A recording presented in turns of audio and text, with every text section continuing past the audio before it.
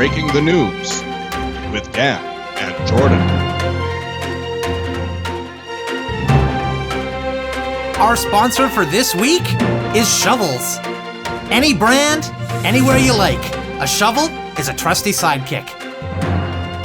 And now, our top stories. Thank you for joining us on Breaking the News today. Breaking news right off the top. The release of the new video game console, the PlayStation 5, has set gamers aflutter, trying to find one amongst sold-out stock everywhere.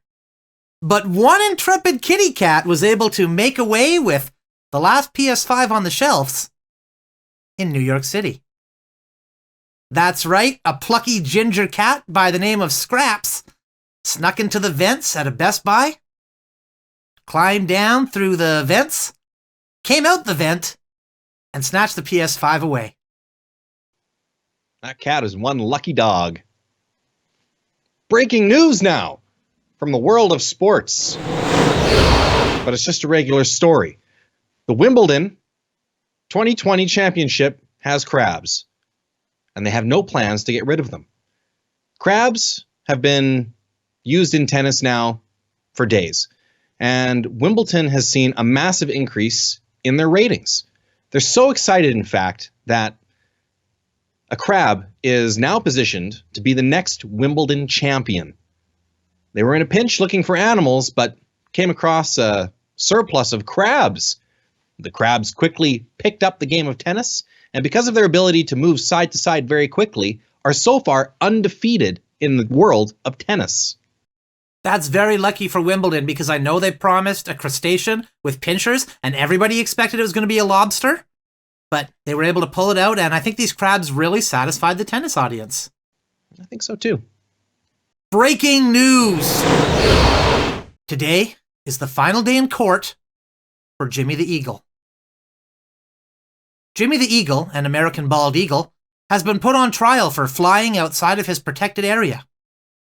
He insists that he had no such intention when he went on his flight path that day. According to sworn testimony, he says, "Scree, scree, scree, scree." Jimmy the Eagle is an upstanding bird, and testifying like that under oath, I can't imagine any of those screes were lies. It comes across as really impassioned from Jimmy. He really, really thinks that he didn't do anything wrong. I don't think he did either. Breaking news! The forces of good and evil were spotted having a picnic together on Sandyside Beach. We have exclusive photographs capturing the forces of good and evil slipping aside from their constant everyday battle to have a little bit of cheese, a little bit of wine, some sandwiches, and some fresh grapes. And we're left wondering, how can the forces of evil be battling, normally in front of the cameras, and then slip away when they think they're not being watched, have themselves a little picnic together? This is very disappointing to me. As we will produce later, the evidence of He-Man and Skeletor dining together on a beach has just left the world shocked. And quite frankly, this reporter is appalled. I really thought that Skeletor meant all those things he said about how he hated He-Man, and he wanted to get He-Man, and how he always wanted to kill He-Man. And yet, it looks like he just wanted to kill a little time while eating finger foods next to He-Man. It's sad. It's a sad day for Skeletor. It is. Well, breaking news now. Tonight is your chance to hear the brand new piece from famed composer Johann Strauss. No, not that one. The new one. The one who conducts trains. That's right, he'll be appearing today in the subway at the Toronto Metro system. Wow. And normally people have to take a train to see a conductor like that, but today they are in for a treat. They're in those tunnels. Absolutely. He promises performance every 15 minutes, and if there are any delays in those performances, he will be sure to get on the loudspeaker and let everybody know about them. Well, he's really laid it all on the line. I, for one, applaud his efforts, but only after he's finished his work. Of course, it would be disrespectful to applaud while he was conducting the trains. It would. Breaking news now. The Arizona Cardinals have played their last game against the Great White Sharks. It was a scoreless match for the Great White Sharks, all of whom died on the baseball diamond. Now, you see things like this, and it really makes you cry out against the treatment of baseball players. Agreed. They're playing a game like this. They're forced to play against wild, dangerous animals, and some protections really should be put in place to make sure that we don't lose any pitchers, any shortstops, or even any pinch hitters. I actually have some startling facts, courtesy of the MLB here, that I'd like to share now, Jordan. It seems that shark bites to players are up a startling 7,000% this season since they allowed sharks into the game. Wow. It's astonishing. This really harkens back to the 1970s when Major League Baseball first allowed in poisonous cobras. Looking back at those statistics, it seems that players suffered 6,000% more snake bites than they had the previous season. See, I was a fan of the Cobras move. I think it made the game far more interesting. I think it's probably just nostalgia for a bygone time in baseball, when there are a lot of home runs being hit and a lot of really cool uniforms. Mm-hmm. Although the players do run much faster when they're being chased by wild animals. They certainly do. Well, I have some breaking news of my own, Jordan, in the world of sports. Football may never be the same again. That's right, attempting to keep up with the MLB, the NFL has introduced fully automated mechanical players, crossed with human beings, to create a sort of human-robot chimera, if you will.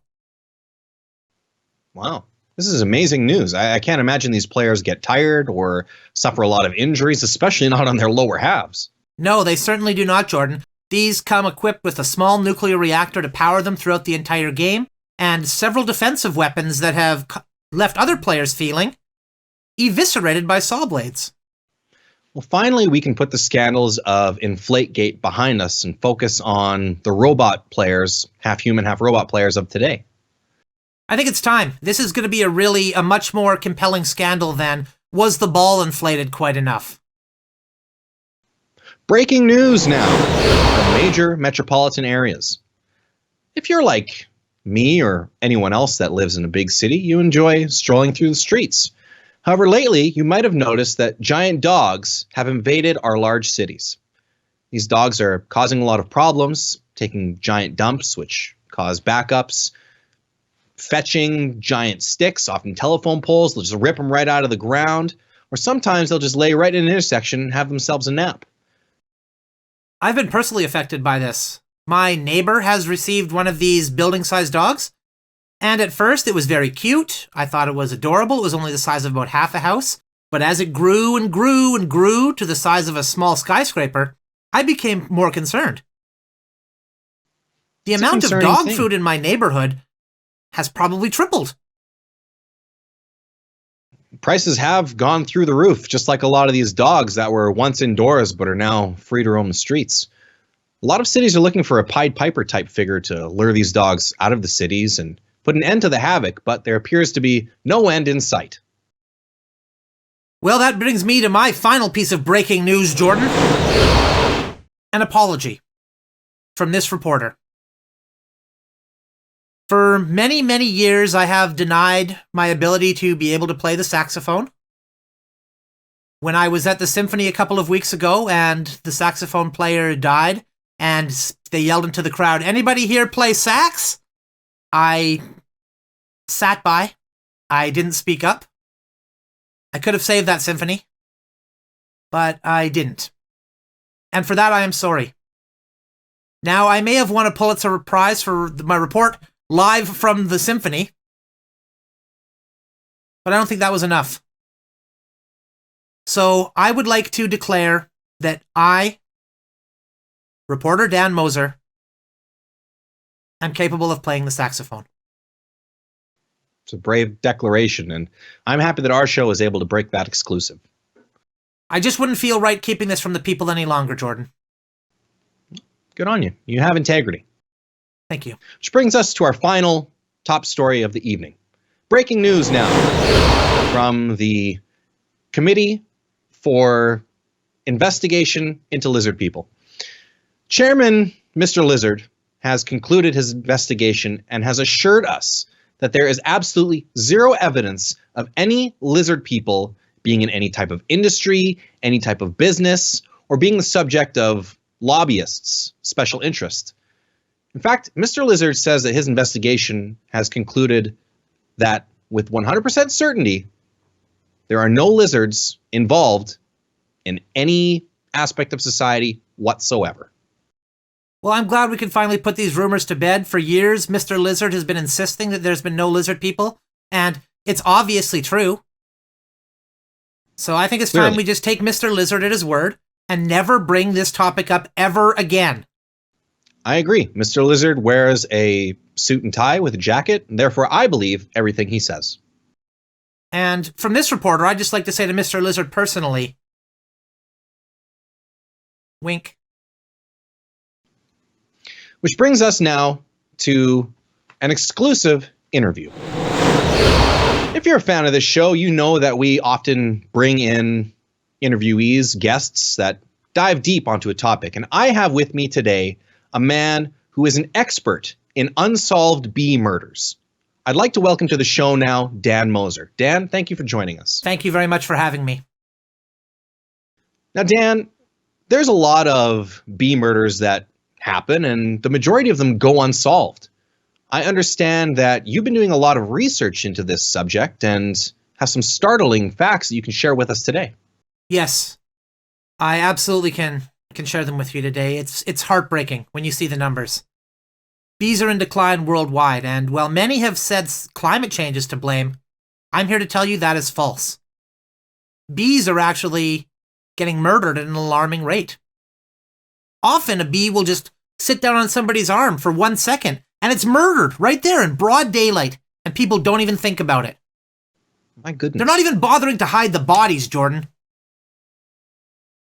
Well, this is shocking news, and frankly, it's a little bit upsetting. Now, Dan, you participated in a large-scale sting operation trying to catch some of these bee murderers. Can you tell us a little bit about that?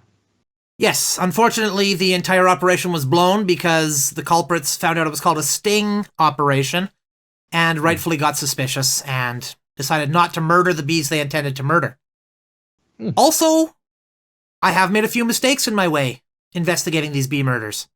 For instance, there were a bunch of people in these really weird suits that were covering their faces and their bodies, going around to various bee hives, pouring what looked like smoke into them. So, what do you think is happening, right? I mean, they're obviously killing these bees, right? Oh, well, I would assume that maybe bees enjoy smoking and they're trying to help the bees out with their addiction problem.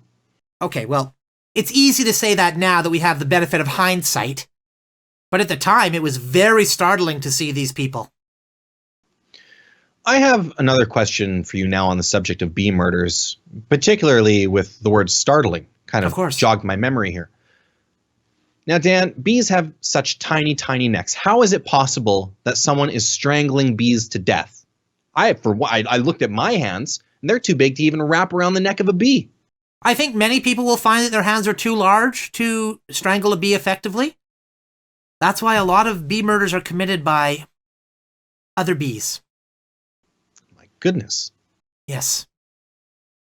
Bees will sometimes become jealous of bees that have pollinated more thoroughly than they have, or that are gaining more favor with the queen. They become enraged, and we're left with another body. And here's the thing, Jordan. Because so many human beings have such a callous attitude towards bees, these murders are often unreported completely. Well, looking at the bee murders that have been reported, I'd like to draw to your attention a particular case from 1997. Oh. As you know, you were involved in a famous court case where you alleged that a bee murder had taken place. But upon further investigation, it was actually revealed to have been a wasp that was killed. Now, I know this was a scandalous time for you. Do you regret saying that a bee was murdered when it was actually a wasp and dragging that out through the legal process for 10 years? At the time, I very much regretted it, but now I think it was a good thing. Because it forced me to always stay on my toes. Always look, is this a wasp or is this a bee? Is this one of those tarantula wasps even? You know, there's a lot of different crossover in the bug area. So now I'm vigilant. Now I only count fully accredited B murders in my tally. It's the least I can do.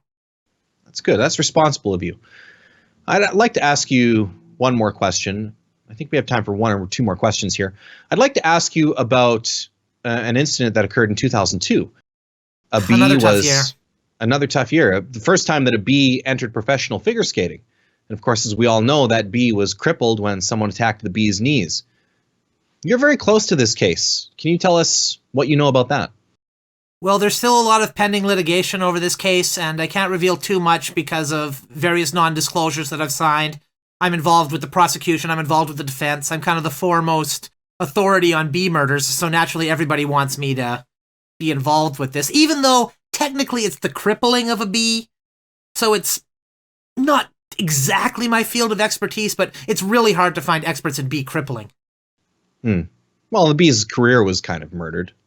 So what I can say to this, though, Jordan, is that the bee who was attacked is recovering nicely, and I think that they were wronged completely, and I think that they deserve $1 million probably as compensation. However, I'd also like to add that the defendant is an upstanding bee who has never done anything wrong. There are no witnesses in this case, and he should be allowed to be free. Well, thank you for joining us tonight, Dan. I look forward to your pending book. You just want to plug the title quickly. We're just about out of time.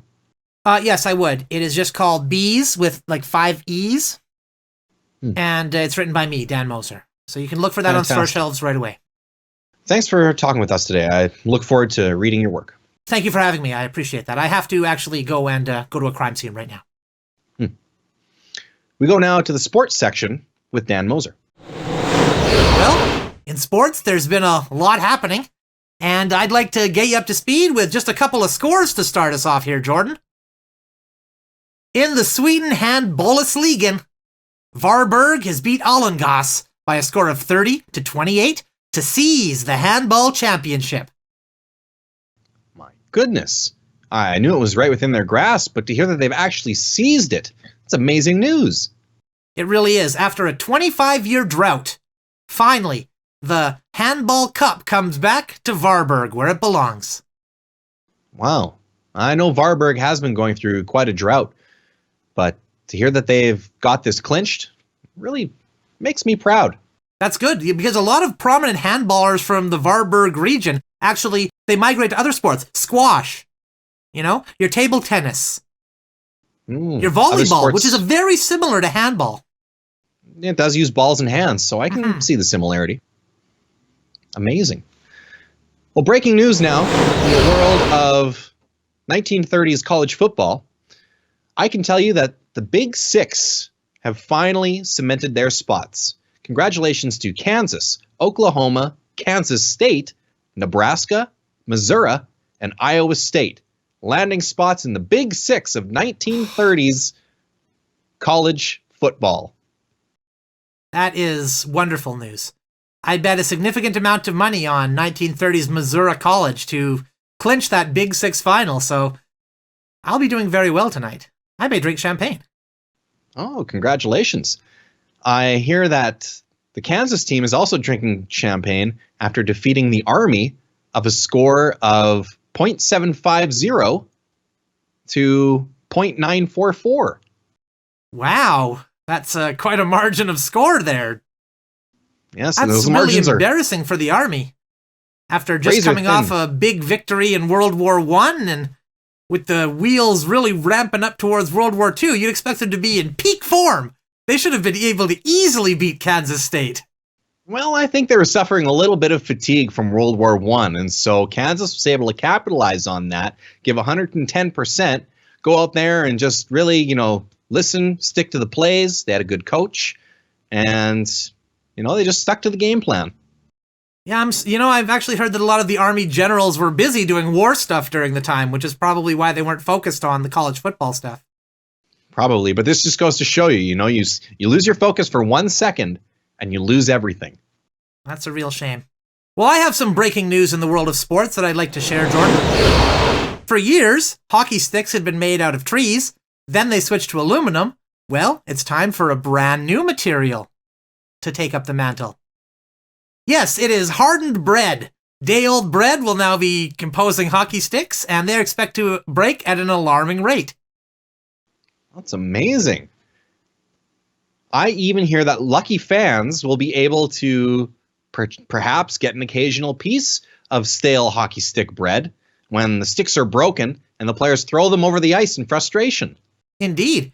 Each stick will also come with a little tub of marinara sauce as well for dipping. Oh, well, isn't that nice? I love innovations like this that really enrich the game. They really enhance the ability of the players as well. That's what I like to see.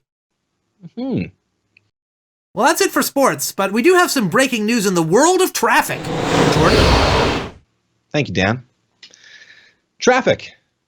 It's been around since the dawn of time. And now we're taking an even closer look inside of the world of traffic. You might ask yourself, what exactly is a car? Can I sit in it? Can I sleep in it? Can I live in it? Well, the answer to all of those questions, surprisingly, is yes. Cars have overtaken houses as the #1 real estate opportunity in this country. Realtors now, instead of doing an open house, are doing an open car.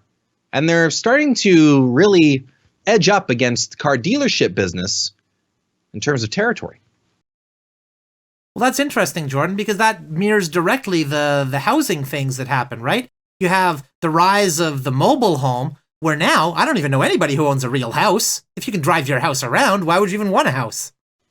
That's a great point. As you know, Dan, I've been living in my car for years, and I wouldn't give it up for a real house at all. I remember when the police came to force you to give it up, and you wouldn't give it up. It's true. Now, you might be thinking to yourself, hey, I've seen cars on the street. I've walked down the street. I've heard cars honk. I've honked. What's the difference between me and a car? Well, I'm here to reveal now some breaking news facts. Cars are not alive, even though they consume fuel just like a person, even though they make noises just like a person, even though they go from place to place just like a person. However, cars have now been granted human rights, and I would like to congratulate them. Well, good for cars. That's a good thing to see. I guess it'll mean I'll be treating my car a little bit better than I have been previously. But outside of that, this shouldn't affect me at all. I think we could all stand to treat our vehicles a little bit better. Well, I have some breaking news in the world of traffic as well, Jordan. Top scientists are now saying that cars may just be a figment of our imaginations. That's right. Human beings may have collectively been hallucinating cars for the last 125 years.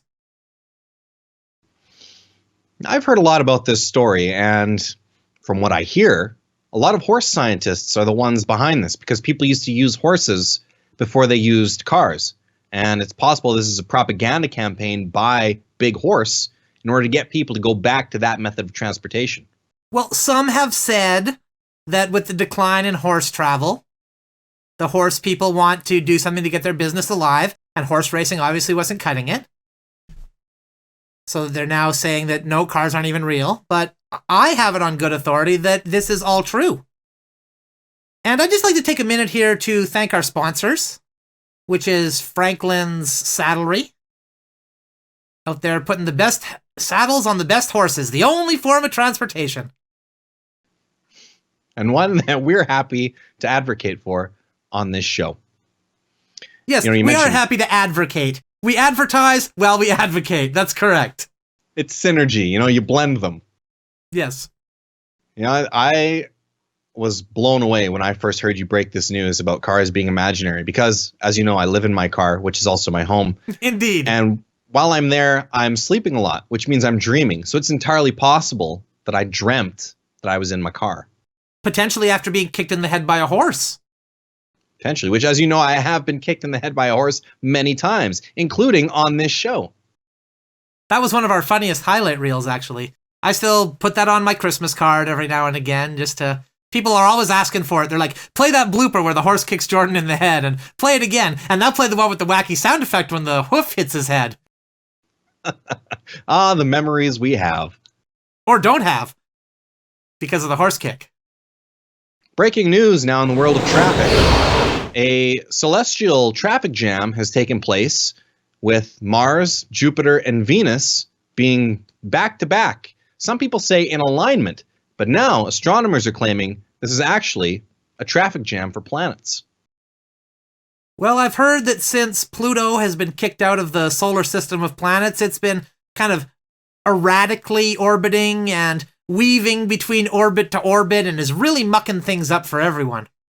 Yeah, it keeps looking for a spot, hoping it's going to get a spot closer to the sun. But as you know, those spots are incredibly hard to find. Absolutely. They're really, really coveted spots. So when a planet gets there, it stays there. A lot of planets are fortunate. They'll have a little handicap status, so they can get much closer without having to worry about another planet sitting in its orbit zone. Well, this is what Pluto was banking on here, Jordan. Because it has been qualified as a dwarf planet, it was hoping to use that to parlay its way into a spot right next to the sun. I know it claims it was a dwarf planet, but I'm hearing now that it never actually saw a doctor and obtained official dwarf planet status. Oh, I see. It just called itself a dwarf planet to try to get the placard. I get it. That's shameful. It is, and it's something that our investigative journalists will be digging deeper into. Well, that's it for Traffic, Jordan, and I have breaking news. The end of the show. But fear not, we'll be back next week with another episode of Breaking the News with Dan and Jordan. An episode on which I interview a giant squid. Can't wait for that. I hear that giant squid is an unsung hero. Well, he is. I don't want to give too much away here, but he is responsible for both sinking an ocean liner and also saving all of the passengers from that ocean liner. Fantastic. Make sure to tune in next week, where I will be speaking with the spokesman of Camel cigarettes, the only cigarettes made out of 108% camel. How do they get the extra 8% in? You'll find out next week. I also have a little bit of breaking news I will be revealing next week, as I reveal that a meteor is headed towards the Earth and is going to arrive in 5 days' time. Our producers reached out to the meteor, but the meteor refused to comment. So make sure to tune in next week to find out how that story ends.